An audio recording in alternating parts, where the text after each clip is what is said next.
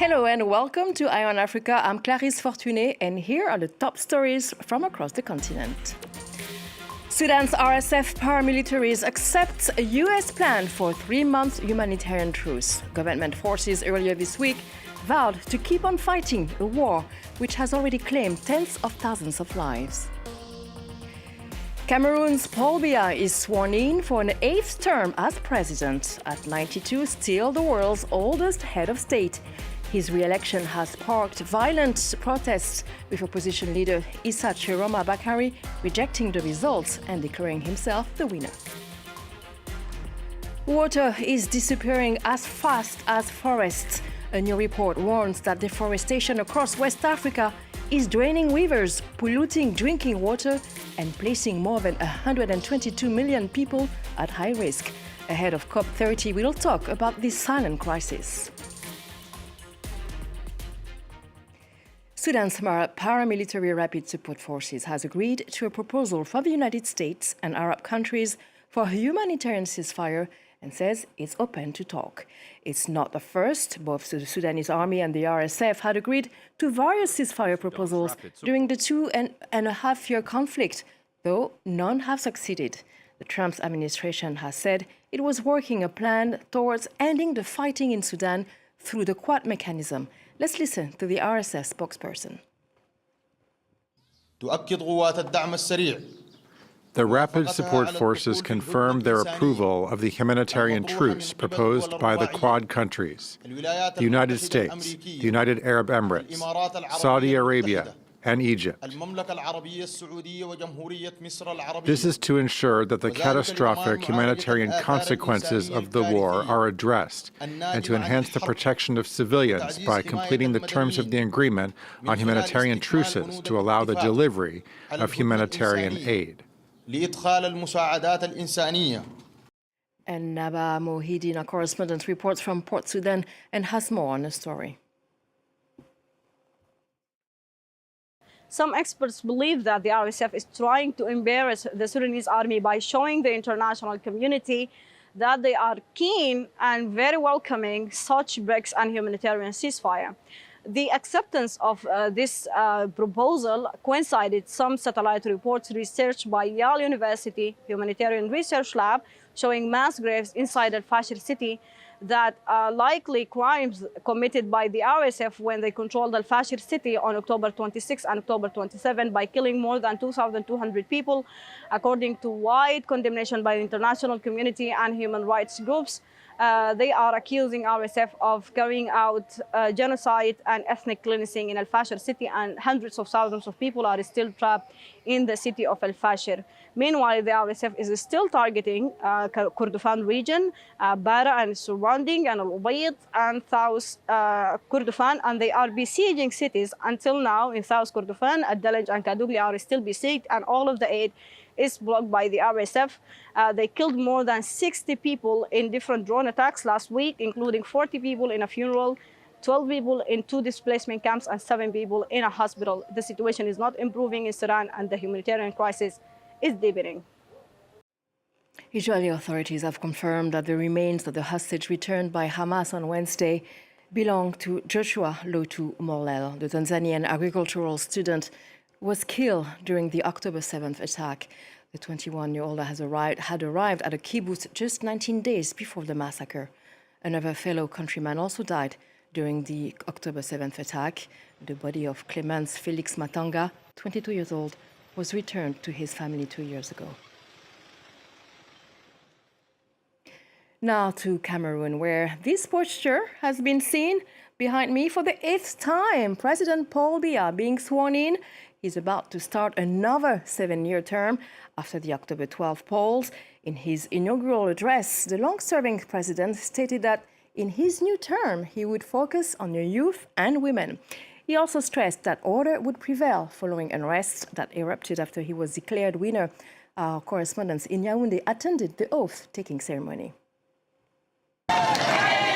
At Cameroon's National Assembly, supporters of the ruling party were excited over the re-election and swearing in of their candidate after the October 12 polls. In the presence of government officials and politicians, Paul Biya took an oath of servitude for a fresh 7-year mandate.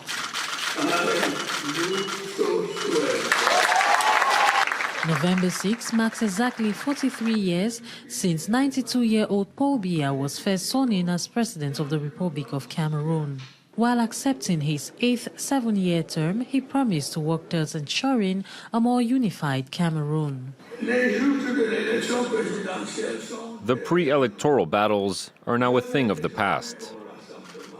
Now is the time for unity. This country is our common heritage and our most precious asset. We must build it, strengthen it, modernize it, and not destroy it. Paul Biya was declared victorious after receiving 53.66% of the votes cast. This is his lowest percentage since 1992. His close challenger Issa Chiroma Bakari got 35.19% of the votes. The former government minister and Biya ally has continued to contest the results proclaimed by the Constitutional Council. Paul Biya's oath-taking ceremony took place the day after 3 days of general strikes and lockdowns called for by Issa Chiroma Bakari. Human rights organizations say about 40 people were killed in post-electoral unrest. Scores of people were also arrested, including some of Issa Chiroma Bakari's associates. Now, as world leaders prepare for COP30 in Brazil, a new report is sounding the alarm across West Africa. The research shows a direct and devastating link between deforestation and the loss of water resources in Ghana, Nigeria, and Niger. Forests, which regulate rainfall, recharge groundwater, and protect water sources, are disappearing at staggering speed. In Ghana alone, nearly 25,000 hectares vanish every year, and in Niger, almost all available freshwater, 99.5%, is considered unsafe.